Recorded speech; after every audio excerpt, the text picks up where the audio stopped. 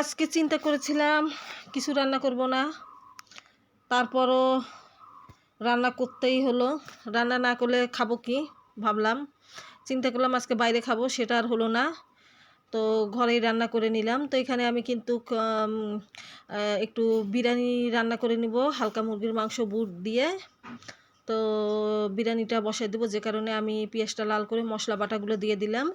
আর পুরো ভিডিওটার সাথে থাকবেন, কি কি রান্না করলাম অবশ্যই দেখবেন এবং গঠনমূলক কমেন্ট করার চেষ্টা করবেন। তো আসসালামু আলাইকুম রহমতুল্লাহি বারাকাতু। আপনারা সবাই কেমন আছেন? আলহামদুলিল্লাহ, আমি তো খুবই ভালো আছি। তো এখানে কিন্তু খুব সুন্দর করে মশলাটা কষানো হয়ে যাচ্ছে। আর আর 2-3টা হয়তো বা রোজা আছে, রোজাও শেষ পর্যায়ে একদম চলে গেছে। তো এখানে ফাঁকে আমি লবণ দিয়ে দিচ্ছি একটু স্বাদ অনুযায়ী। আর রান্নাঘরটা একটু সুন্দর করার চেষ্টা করলাম, এই যে ফুল টুল বসায় নিছি। তো যদিও সুন্দর না, তারপরে একটু সুন্দর করার চেষ্টা করলাম।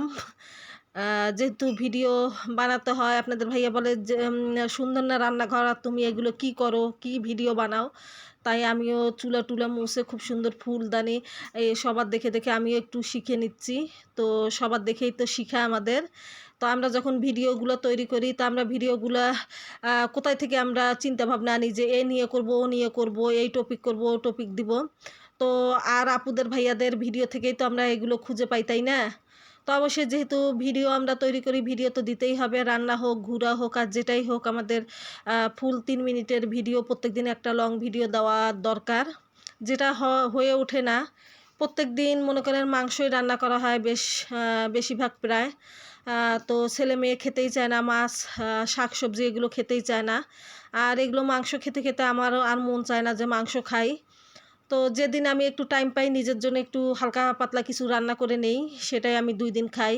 বা আবার আমার মা আছে, মার ঘর থেকে নিয়ে এসে খাই। আর মাংস আর খেতে আমার আর ভাল লাগে না, অরুচি একদম চলে এসেছে। তো আজকে যাই হোক একটু বিরিয়ানি খাবে, তো এখানে মুরগির মাংস কিন্তু আমি দিয়ে দিছি, আর সাথে ময় মশলা কষানো হয়ে গেছে। এরপর আমি চালটা দিয়ে দিচ্ছি। তো এর ফাঁকে একটু কিন্তু আমি মুরগিও রান্না করব আমার মেয়ের জন্য। একটু লাল লাল করে একটু ভুনা করে দিব চিকেনটা। আর সাথে গরুর মাংস দিয়ে আলু করব, ভাতও করব, যে যেটা পছন্দ করে সেটাই খাবে।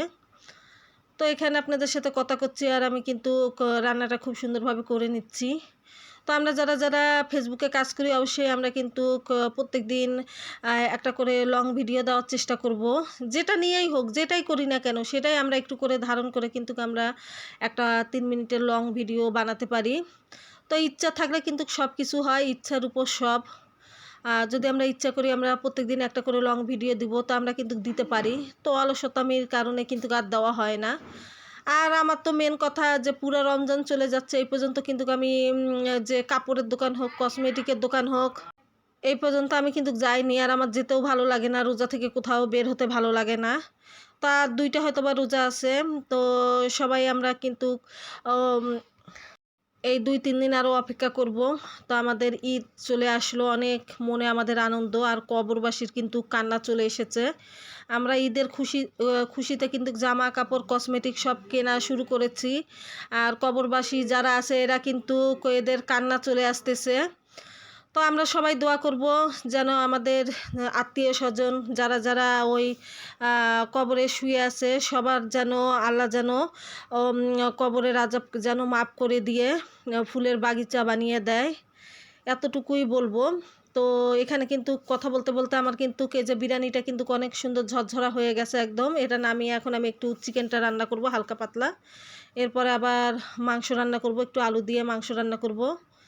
তো গতকালকে আমি মাংস রান্না করেছিলাম, ভুনা করেছিলাম, যে কারণে আমার ছেলে আর খেতে পারেনি। শেষ রাতে ভাত ছেড়ে রেখেছিল, আর আমার মেয়ে তো ভুনাটা ছাড়া আর কিছুই বোঝে না।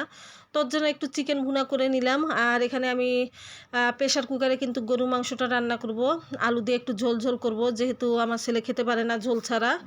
তো আজকের ভিডিওটা কেমন হয়েছে অবশ্যই জানাবেন।